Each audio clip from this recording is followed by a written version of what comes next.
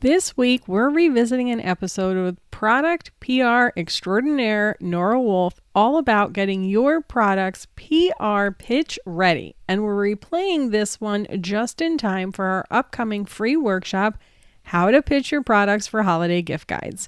Head to ecommercebadassery.com/Nora to register, and the link will be in the show notes. Let's get into the episode.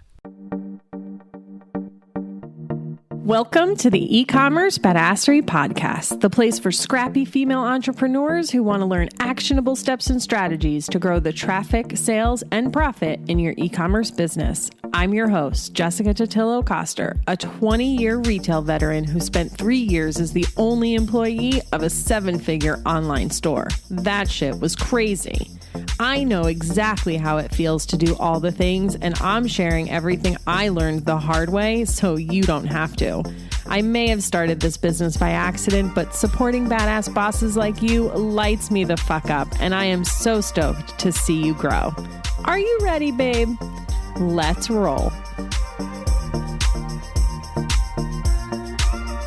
Welcome back to the E-commerce Badassery Podcast. I'm your host, Jessica Totillo-Coster. In today's episode, I'm joined by Nora Wolf, a PR professional who has been running her boutique public relations shop, Wolf PR, since 2011. With an art and design background, Nora and her team not only create PR campaigns from a design perspective, which we'll talk more about in the episode, but she truly has a passion for product and focuses on working with product-based businesses from a wide range of industries, such as furniture, textiles, and collectible design, to a Fortune 300 chemical company, and even a D2C cat food startup. In addition to welcoming a diverse clientele, Nora has always maintained a small business, enjoying the intimacy and agility that comes from having a nimble and dedicated team. In 2020, Nora launched a second business called Wolfcraft that addresses the PR needs of smaller businesses who aren't quite ready to invest in the full done-for-you services that her boutique agency provides. After 15 years in the public relations industry, Nora is particularly excited about working one-on-one with other small businesses to help them tell their stories. And in addition to joining me here on the podcast to share some of the most important things you need to run a successful PR campaign, we're collaborating on some really cool free workshops in the next couple of months. So make sure you listen through to the end and check the show notes for all the details on what's in store. Okay, friend, to the episode. Welcome to the show, Nora. Thank you for having me, Jessica. So happy to be here. Yes, I am super excited, guys, because we're talking all about public relations today, and we have some special news to share and some gifts to give away. So it's going to be a really good episode. Make sure you stay tuned. But I'm super excited to have Nora here because not only does she do PR, but she does PR specifically for product-based businesses. Like, this is her jam. So we're really getting it from the wolf's mouth. No, that's bad. Bad joke. I liked it a lot. Thanks, Jessica. My listeners know that I am a total nerd. So let's just start out with the really obvious question. And that is, I introduced you already, but I always love to ask my guests, in your words, why we should listen to anything that you have to say today. What a great question. You shouldn't. No, I'm joking. The very short answer is I've been doing this my entire professional life. So I have 15 years and counting of doing exactly this kind of work. So that should be enough. But if I were to give a slightly longer answer, I went to school for art and design. So I have a little bit of passion around product, beautiful things, design objects. So I care a little bit more than just like, this is my job and I'm good at it. And I've also done 15 years in design and product. So very specialized, very niche. Hopefully it'll be very informative.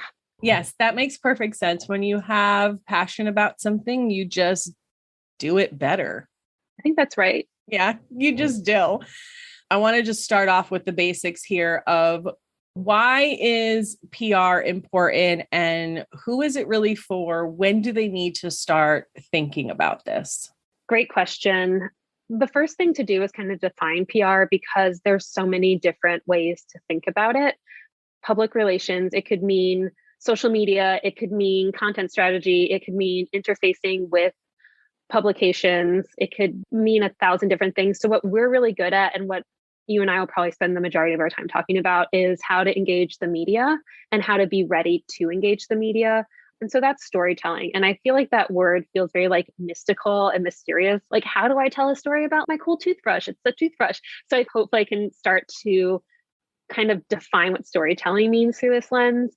One of the most important distinctions for PR also, since we're talking about the definition, is that it's not marketing. And marketing is what you pay for people to see about you. So that could be an ad, that could be a newsletter.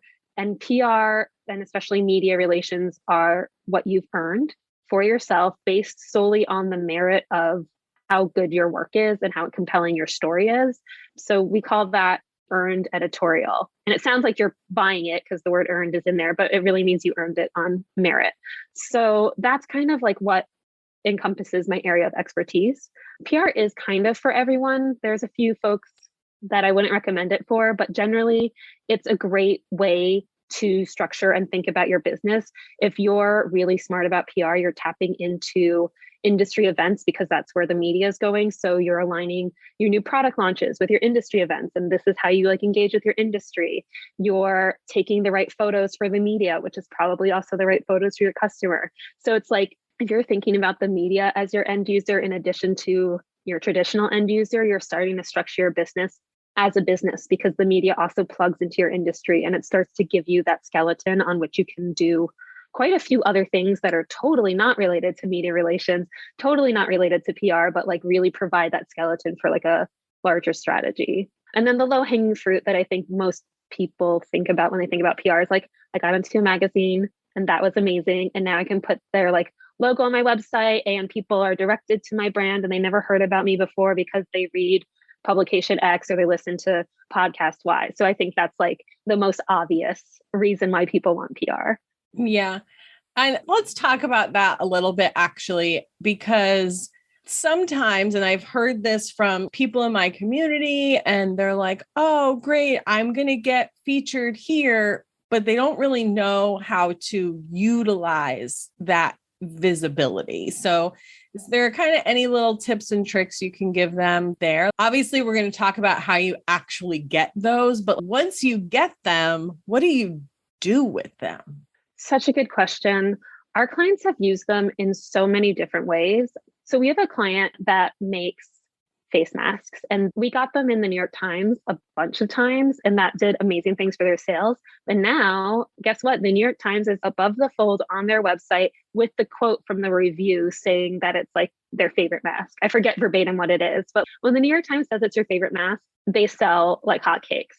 But they also have that, it's not social proof, it's media proof. So it's social proof's neighbor. So they put it on their website and they have that reliable logo. So depending on what your industry, if you're in beauty, you'd want like the Allure logo on your website. Whatever it is, you want to start validating your work from this outside source. So that's one way. They will use those reviews or those press hits in their newsletter. And you don't always have new product to sell. You don't always have a sale going on. You don't always have like something to reach out to for a newsletter. So, hey, we were featured in these 3 publications last month.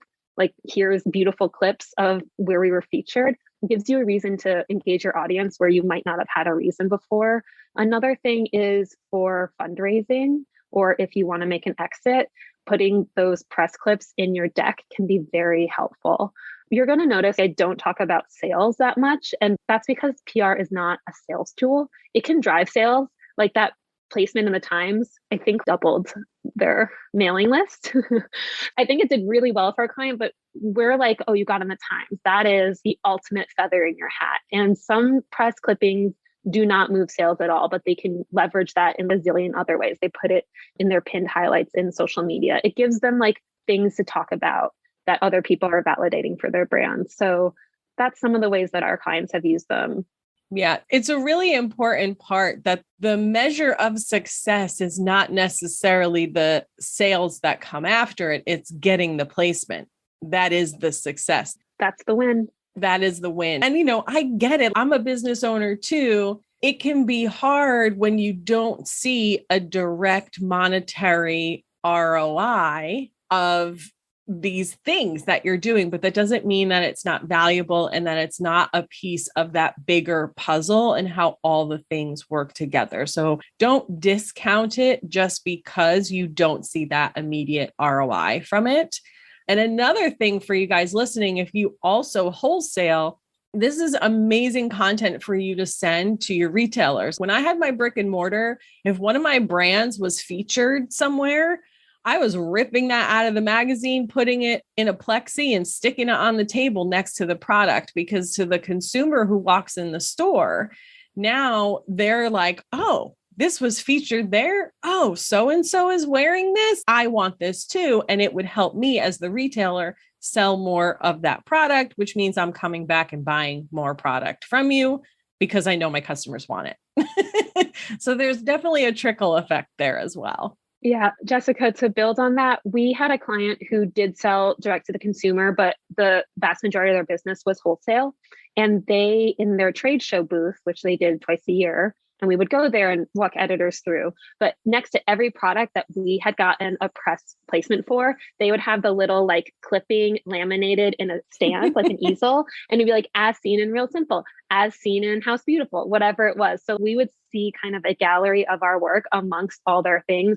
So that way the buyers would go and also see exactly what you were saying. And then they could, again, leverage, I think it helped them make those sales through a different lens. So again, it's not just, oh, we got this hit for March and we didn't move as many in March. It's like you can exploit that press clipping for 2 years before it becomes really old news. Yeah, such an amazing point. And there is something to be said for relevance. It just makes you cool and relevant. I mean, think about it. That's why everyone's on social media trying to go viral or to collect a lot of followers, because relevance. And so PR is just another way to build that. So it is super important. Let's say they're like, cool, okay, I need PR. Like, when do they know that they're actually ready? I imagine there's some ducks they need to get in a row first. Yes. This is going to come up a few times in our conversation. Having good visual assets, which generally means photography, is one of the most important things for product-based businesses.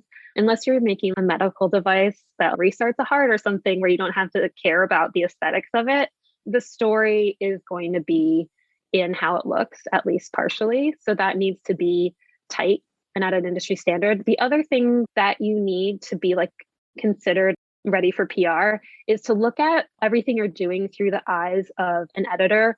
Their job is to bring something useful to their reader. Like, they get paid through selling advertising in some sort of source to their reader. And so they need a readership that's engaged, and their readership is going to go to them for the kind of content they produce. It has to be topical. It has to be newsworthy. It has to be interesting. It can't be stuff that's old, and it can't be referring their readership to businesses that are falling apart, that everything on their store is sold out, that like they have one product and everything about it is badly reviewed. You're not going to get the editor to recommend your product to their readership. So you have to have a grown-up business to be ready to do this. Now, you can have one product. Just as long as your stuff is tight, go and pitch that one product.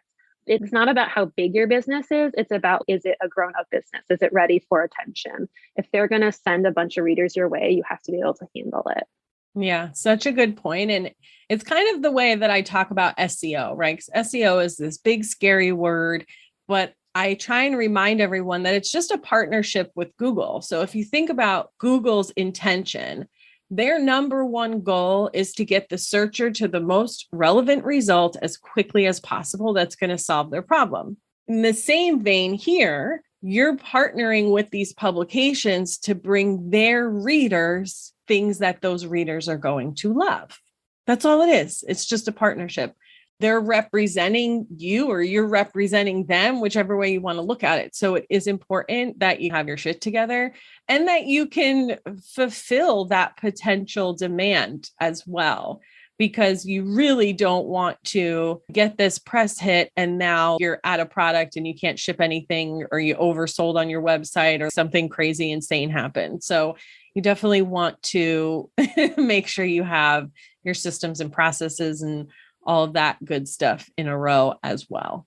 Yeah. If I'm someone who receives letters to the editor, if I'm getting a whole slew of like, you recommended this thing and their website's down, let me tell you, I am never going to work and publicize your work again because you were not ready for this.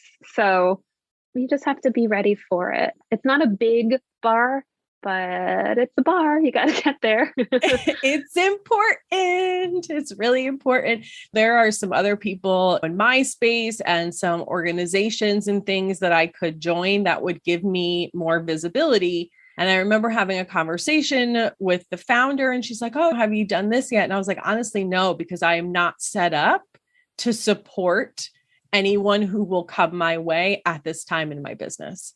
And I don't want to put myself in a position or put them in a position where I could actually let them down. It doesn't pay in the end. So I'm taking it slow, and it's okay if you do that too. But if you have all that ready and you just feel like, man, I really need some more visibility, then this could be a really good avenue for you. And maybe you're a really big business and you're like, you know what, I just want to be super cool and relevant. And let me go get some logos that I can slap on my website. You can do that too. So there's so much opportunity for you.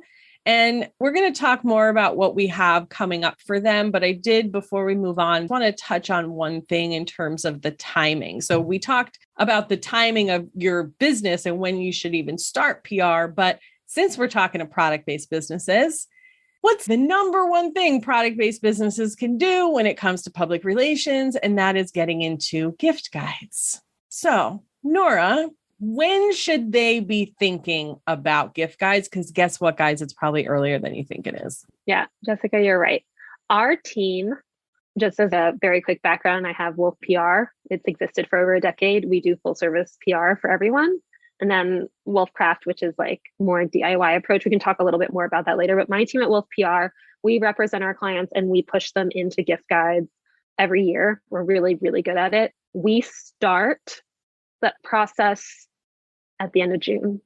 And so we are having conversations with our clients to make sure that they're ready and to start talking to them about what they have, when they'll have photography, when they may or may not have lookbooks, and kind of starting to get an idea of what we're working with so we know what titles are appropriate to start the conversation with. We have that conversation with our clients April, May. We usually plant a seed like it's April, so get ready, the conversation's coming. And it freaks them out every time, but it ends up being very helpful for everyone. So there's certain ducks you want to get in a row if you want to go full court. And you can still engage after that time, but like the best possible outcome is getting ready around then. Yeah, especially if you're talking print, because they are planned so far in advance. I mean, I used to work at a women's trade magazine, Accessories Magazine, and it's been a while, so I don't exactly remember it, but we're doing our photo shoots and pulling product and everything way, way, way, way early. We're just taking their samples. They don't even have the product yet. And so that's how print works, because just of the production time is it's just a long lead time. Yep. Traditionally, print publications work about 3 to 4 months in advance. For holiday gift guide, they'll work 6 months in advance because of what you said. It's such a lift. This is another reason why it's a good place to start if you're thinking about how do I want to engage in PR. There's double the amount of products on the page, or triple or quadruple during the holiday. Like those issues, the November, December issues, have so many more opportunities where like they might dedicate just one page to product.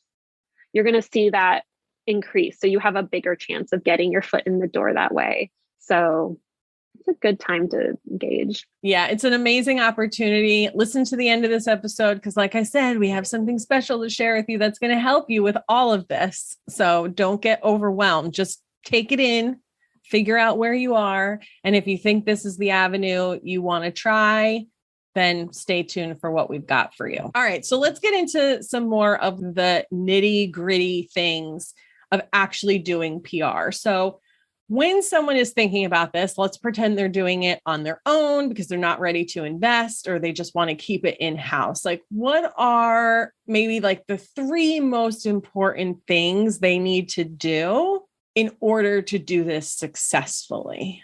I say that there's 2 lists that you want to develop right away. One is looking at your peers and competitors and finding what they're doing. Keep your finger on the pulse of the next 5 to 7 folks. This is where I like the PR and being a good business person overlap, almost like the Venn diagram is almost a pure circle. If you are just doing the exact same thing as your peer, and there's no differentiation and you can't add to the conversation, I don't know how you're going to be successful in your business. And you're certainly not going to be successful in doing outreach. Like, you need a differentiator. And the differentiator can be as simple as price point, or like your photography looks different, or it's a little bit more sustainable, it's all women run or queer run or whatever it is. There are ways to differentiate very similar product. But if your messaging is like identical to your peers and you're not doing something interesting and compelling, like, I'm sorry, you're dead in the water. And I think you're likely dead in the water as a business as well. So understanding what your peers do is really, really important. And going all the way back to my art degree, if I didn't understand what came before me as an artist and designer, and I was just making the same work, I wasn't like really doing anything meaningful as an artist. So like, same thing applies to design, product, whatever you're making, continue to advance the conversation. Like, we need those businesses as a society in the world, but also it's just good business practice to like take that temperature, so you're relevant. And so you meet that industry standard. Or if you are not doing X activity, it is intentional. You've decided not to do it because it doesn't align with your goals, not just because you didn't know it existed. Yeah. So you don't have to do everything, but it should be an intentional decision. That's a really great point. Yeah. So that's the first thing. The second thing is the list of media outlets. So when I'm talking about paying attention to your peers and you see them getting press that you want to be getting, you could be jealous. That's fine. But you also just got a key of publications that you know are going to probably be interested in what you're doing, since they're writing about your industry. They're writing about your peers. They're writing about product that's similar to yours. You don't have to like reinvent the wheel and research from zero. You have some sort of guidance as to editors you can work with and story angles that make sense. You can't pitch the exact same story. That story has been told, but you have a little bit of insight into, do they only cover product? Do they do founder stories? Do they want to write about eco green kind of stories, sustainability stories? Do they want to write about like women-run business? You start to understand the silos that these publications produce work in, and then you can start to tailor your business towards that. So you want a media list and you want a competitors list. Those are the first two things. And then the third one, this is where you're going to start hearing my broken record. You need good assets. You need good photography. Did you hear that, guys? Good photography. And here's the thing, like, I know when you're getting started, most of you are probably taking photos on your own and you get better over time, or you start to outsource as your business grows. But here's the other thing to think about is you can also focus on getting really amazing assets for what you're about to pitch. Now, that doesn't mean the rest of your website can be really janky. It still has to look good because they're going to go look at your website and look at everything else. But like, it's okay if your website photos are like a B, while what you're pitching to them are an A++. Yep. So you can really focus it in. If you start to think about where the spend is coming from, so it's like, I'm just taking this photo for press, then that spend might be really outrageous considering your budget. But if you're like, I'm taking this photo for press and it's going to go live on my website and it's going to go in my newsletter and I can use it for ads, then you've just started to spread that spend across 4 of the places where you're budgeting. So it starts to make sense and even out, hopefully, if you're like being really thoughtful about what kinds of pictures you're taking. There are some pictures that the media will not work with, which we can go into a little bit more if there's time, but there's some pictures that just don't work for that. There's some pictures that just don't work for social media. There's some pictures that really excel in the silo they're in. But if you're really clever, you can take a picture that works across different silos. And that's, I think, a really smart way to start doing that work. Yeah. Tell us, what pictures don't work for PR, Nora? Great question, Jessica. The best way to answer that question, because there's so many different silos that the people who listen to this podcast are going to be in, the best way to answer that question is to look at those publications, refer back to that list and see, okay, I have not seen one artsy fartsy photo where the left side is hit with a red light and the right side is hit with a blue light and my product's like in this beautiful, like siloed shadow of cool colors. Like, that might be really good for social media. That might be like above the fold on your newsletter. The media publications maybe aren't publishing those kind of photos. It might just be too far of a deviation from what they like to publish. If you think of these magazines and blogs as like big photo books, which basically they are, they're picture books with some writing underneath with some captions, like you have to submit photos that work for their point of view. It's not your point of view, it's their point of view. They're giving you the audience, you're giving them the assets. Yes, it is. Remember, it's the partnership with them. So it's not about you, it's about the audience. Yep. I've had so many clients like, why am I answering all these questions for them? And I was like, because they're giving you huge exposure for $0. Like, give them the thing. So whatever they want, just give it to them because you're getting a huge audience. And I think that I would absolutely advise against is getting like sassy when you're working with the media. They hold a lot of power. They can like, I can't say they'll make or break you, but like you definitely want to just like meet them where they are. One of the things that we frame in Wolfcraft all our work around is design thinking methodology. And there's a few phases in it. One of the most important ones is empathy. So if we think about what the media industry has gone through in the last decade, like their photo budgets have been slashed. So they need you to give them photos. Their inboxes get 100 to 200 emails a day. So they need the pitches to be like very concise. If you start thinking about their needs and like meeting them, then you're already 2 steps ahead of everyone else who's like, I want them to do my thing because it would help me. They don't care about helping you. They care about making a good book for their readers. Yeah. Oh my gosh. Such a good way to position that. And the less nice way to say it is you need them more than they need you, because there are hundreds, thousands, whatever of other products that they could feature instead of you. So if you can be the person that makes it really easy for them, I'm going to give you an example and I'm going to tease a little bit about what Nora and I are going to share with you. So here's how I met Nora. She emailed me because she has this workshop that she puts on and she likes to partner with people in the space. And essentially, this is us partnering up so she can get in front of my audience, which I tell you guys all the time, collaborate, collaborate, collaborate. But here's the thing. I don't have to do anything. She's going to set up the tech. She's going to send me the images. She puts it on. She gives me stuff to promote it. Yeah, we're going to do this podcast episode and some other things that I'm going to do so that you guys know it's happening. But like, I barely have to lift a finger. And she laid that all out for me in that initial email that it was a no-brainer. I didn't have to ask her follow-up questions. We got on a call just to see like how we could make it even better and what more we could do. And one of those things was having her come on the podcast, but she did it all for me, made it really simple. It was such an easy yes. And I get so many pitches, guys, and just the time, energy, and effort it takes to read through a crappy pitch. And I'm like, there's too much follow-up here. I don't have time for this. It's not the right fit. Someone else will come along who's going to do better. And she did. So there's that. But just to kind of get off of that soapbox, sorry, but it's important. It's so important. Thanks, Jessica.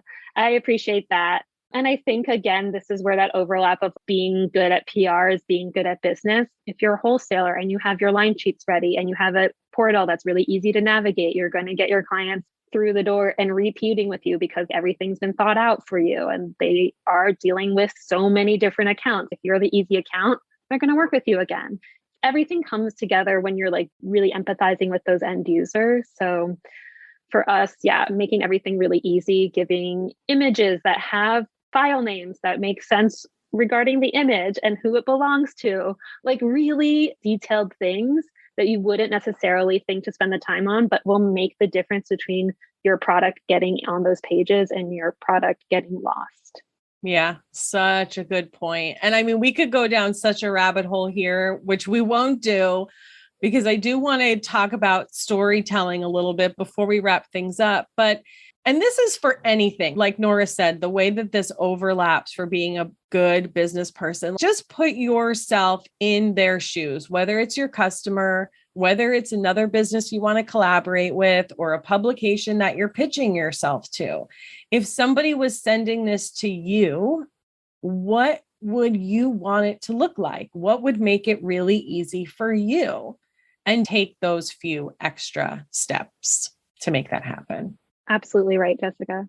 Okay, let's talk about storytelling because like you said, and I don't know that we necessarily had this slotted for our conversation because, I plan all these things in advance, but I'm probably guilty of saying use storytelling in your marketing, but not really articulating what that means. So let's talk about that. How can they do it? And you talked about earlier when you're thinking about what you're going to pitch and how timely and relevant and not a story that was just told by a competitor and founder stories and these kind of stories. So can you maybe just give us, I don't know, is there like a top 3 or 5 or how do we approach it? Something, anything. What do you got? Totally. It is a little bit of an indefinable word. And I think it doesn't serve us that well until you are working with a professional who writes or does storytelling for a living. And then there's no other word you would use. But I get that it's mystical and I didn't really understand how to use it for a long time either. So I'm happy to try and demystify it and create a little bit of definition around it. Okay, so right now I'm working one-on-one with this incredible ceramicist, and we talked about her inspiration. And I asked her to write basically a Q&A where she Q&A'd herself about her inspiration. And we both agree that like fluffy writing doesn't work. I know you have a no fluff policy. I have a very, very hard line no fluff policy. I think that's why I cotton to everything you're doing. And she's on board with this. I read it and it was like super like ethereal about emotions and feelings around inspiration and making work. I don't want to dismiss that. That's very important to a creator, but it's not really going to help her move her product. And it's not really going to give anyone something interesting to sink their teeth into if they're writing about her work. It's a pretty boring story to be like, this was a very satisfying thing and it meant a lot to her to make it. Like, okay, great. So we went through and we're like, well, inspiration, let's lean into that. So we started coming up with static things that actually made sense to tell a story about.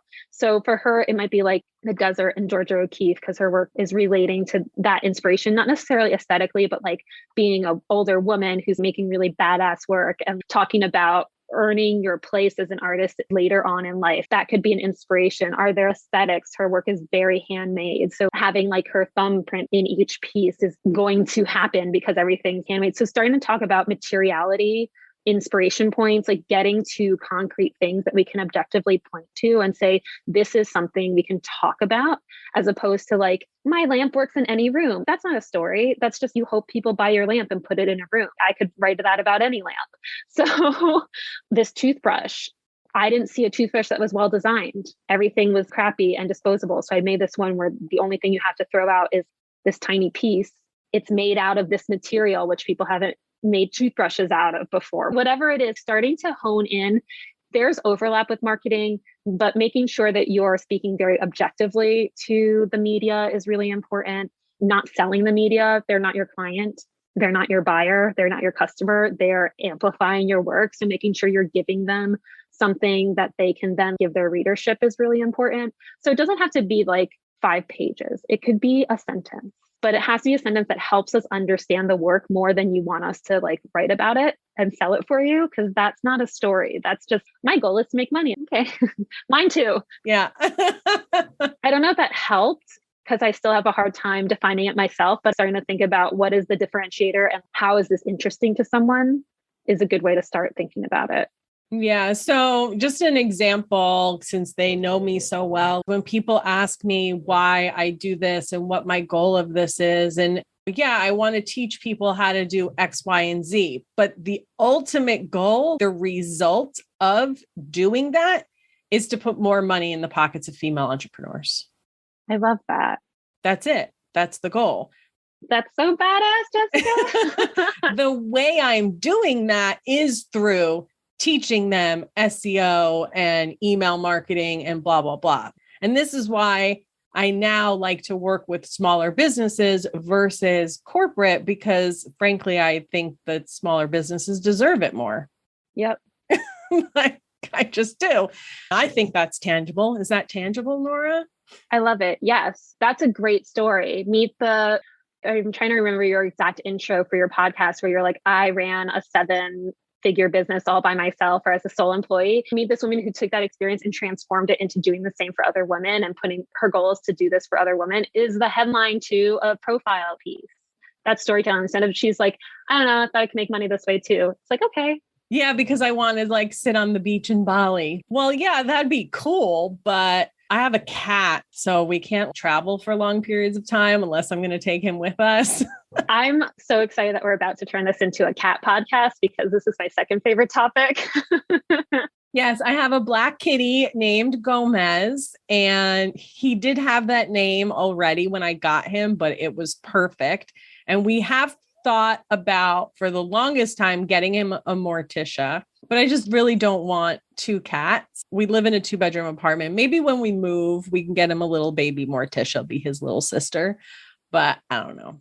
I have a cat who's 16, but what is relevant to this conversation is I have a dog who's very small and I dressed her up as Thing and I went as Morticia. So we got an Addams Family thing going on. See, the universe brought us together.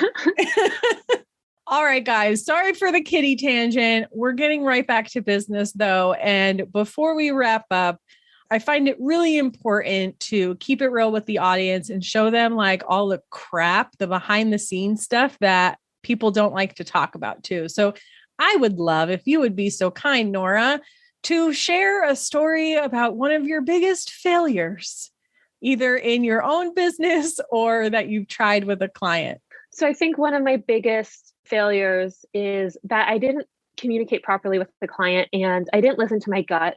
And my gut was really clear that it was time for our relationship to come to a close. They weren't giving us good materials to work with. And we weren't able to get good results for them. And this kind of turned into a mess. And one of the things that I really regret from that is that I didn't take a deposit from them in the beginning. So I was just charging monthly retainers. Like the best service providers in the business, myself, I'm sure you, Jessica, we look for certain red flags from potential clients. And I just didn't know which ones to look for at that point. And for the people who are listening, if you're hiring service providers, if you're not prepared to give a deposit, if that's what it's asked for, if you're not prepared the way that they need you to be prepared, you're not going to be able to be their client. And at that point, I was still a baby in the business and it ended up costing me a whole month's retainer because they fled after I had a good instinct that they were going to flee and they did. That was a pretty big mistake. I don't ever want to go through that again. I certainly learned from it. Yeah. And that's a really good thing. Like even from you as the person who is hiring the service provider that is a sign of an evolved business. And it's a sign that they're going to be really committed to supporting you and giving you results. And like when they are pushing you and the expectation they have of you, that's just because they're trying to do a really good job for you. So that is actually a green flag, not a red flag. So that's such a great thing to kind of think about. Okay. On a more positive note, how about Wait, can I interrupt you? Because I also wrote down a second thing that I made a mistake. Oh, we have 2 failures. Bring them on. I overachieve in failure. I think the next one also is something that I think everyone can relate to, at least the people pleasers, which is I said yes when what I meant was no. A client like 1,000 years ago, this was my very, very first account or second account ever. And they wanted to create a press event for just like re-merchandising, really wanted it. And I said yes. And it was a failure. It was an abject failure. No press came. No one wanted to write about it. They threw an event for no one to show up. And it was embarrassing. And I realized like they come to me for my expertise. I should have stood my ground, but 10 years later, I will never do that again. Yes. See, yeah, that's such a good point too of respect the expertise of the people that you are hiring. And I have learned this as well, working with PR in my previous corporate job. They know whether someone's going to care. And if they're telling you that the media is not going to care, it's because they know the media is not going to care. And it's just all this time, energy, and effort that's going to be wasted. So really do let them guide you. Like I used to always say as the employee of corporate companies, like, look, if you don't want my input, then just hire a monkey to do my job. You're hiring me because of my skill set, my strategy, my knowledge. So let me do my job. Ooh, I needed to hear that. I still needed to hear that from you, even though you're 100% right. I needed to hear that. Thank you, Jessica. Yes, you're welcome. I think we all needed to hear that. I need to hear that. And you as the CEO, just let them be responsible for their own result. You're holding them accountable to what they say that they're going to achieve for you. So don't get in their way and don't be the reason why they don't achieve it, so that if they don't achieve it, it's all on them and they're not the right person for you.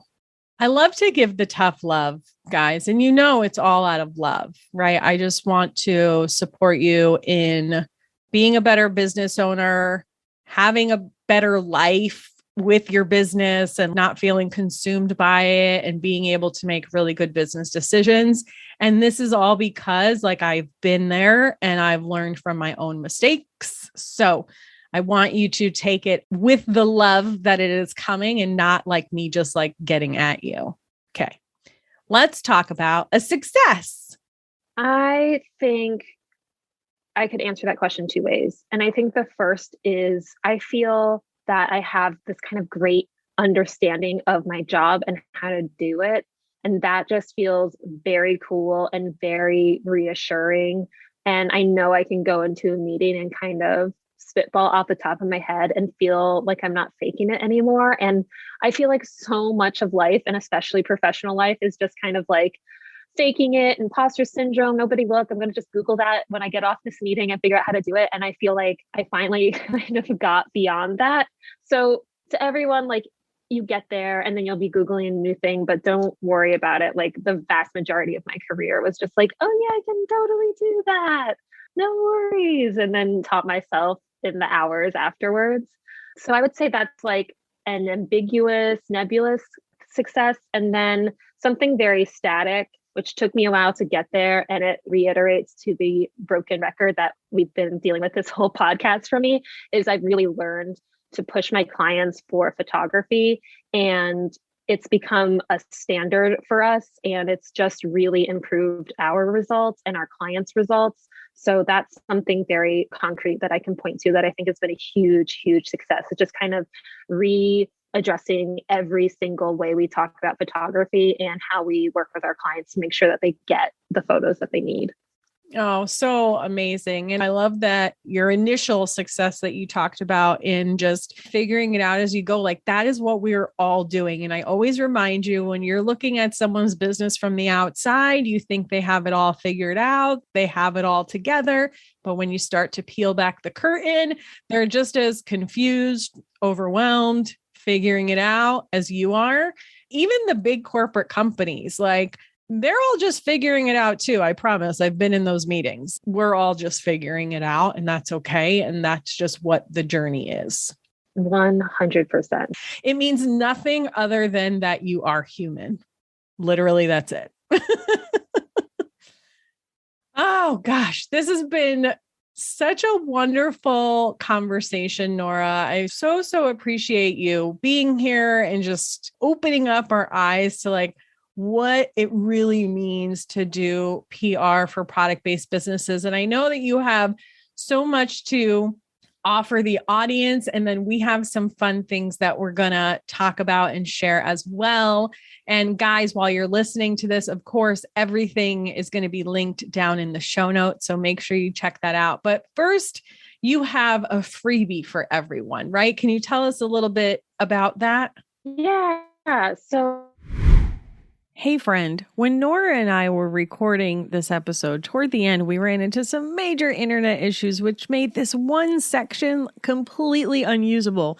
But it's so valuable, I wanted to make sure you didn't miss it. And that is her free 5-day Pitch the Media mini course. This free and highly actionable mini course will walk you through how to put a pitch together and make sure it's going to the right publication. So you're going to learn how to find publications that are a good fit for your work, how to understand what makes your work newsworthy, how to craft a pitch for a specific editor, how to select the right images to include in your pitch, and how to put your pitch together and send it. Each day includes a specific homework assignment, so you'll know you're on track the whole way. Keep listening for everything else we have coming up for you. And then you also have a review kind of audit type situation. Can you tell us more about that? Yeah. So I feel like after downloading and listening to so many episodes, so much of what you talk about is kind of like getting people through the door, like through advertising, through content marketing, through merchandising, however it is. It's like, how do we get people into our door, whether it's brick and mortar or digital door? Like once they're on your website, that's where kind of the PR stuff comes in, because the end user is still a consumer. If you're brought to a website through a really great ad and the website isn't going to convert properly and communicate that information properly, the media is going to have the exact same experience as the customer. So it's kind of a two birds, one stone. And so we actually do a thing where we look at all your public facing content. So usually it's a website, a social media, and we'll review one other thing. So for some folks, it's a project. For some folks, it's a product they're about to launch. For some folks, it's their newsletter. It depends. They get like one mystery grab bag item. And we will look through that whole thing and give very tailored advice about what can be improved. And some of it's very low-hanging fruit, and some of it is a little bit more in depth. And we really believe in a broad spectrum of advice. And you get all of that in a 30-minute loom. People love it. People change their whole like visuals or their whole site structure or how they've been doing their newsletters based on this advice. And it seems to be really helpful. So it's one of our favorite things that we do. Oh, I love that. It's just so nice to have somebody else's eyeballs on your stuff sometimes, because that outside person can see things so much more clearly. And because you are approaching it from the media perspective, like what are they going to be expecting to see? And I love that you offer that. I love a good audit. I do that with email marketing too. Like I'll just kind of go in and dig around your stuff and catch all those little things that you can't see because you're just too close to it or you're not aware. And there's so much value that comes out of those. So super, super cool. And guys, we'll have links to all of that in the show notes. But what I really want you to get excited about is a free workshop that Nora and I are hosting on April 5th at 11 a.m. Pacific time. How to pitch your products for holiday gift guides. Yep, I said it, holiday. And no, it is not too early. Typically, publications are planned many months in advance. So if holiday gift guides are on your radar this year, you'll want to be pitching those publications by June. That's why we're holding this workshop on April 5th, to give you plenty of time to learn the process, do your research, get your assets in place, and send those pitches. Head to ecommercebadassery.com/Nora, Nora, to register.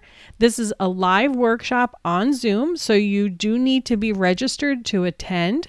If you can't make it live, all registered attendees will receive replay access for 48 hours, and lounge members, you will have access to the replay indefinitely. So again, go to ecommercebadassery.com/Nora. The link will, of course, be in the show notes. Thank you, Nora, for coming on the show and sharing so much amazing value with the audience. I'm super excited for our workshop next month. Thank you guys for hanging out with us. I know you could be anywhere on the internet right now, and I appreciate that you're here with me, and I'll see you on the flip side, friend.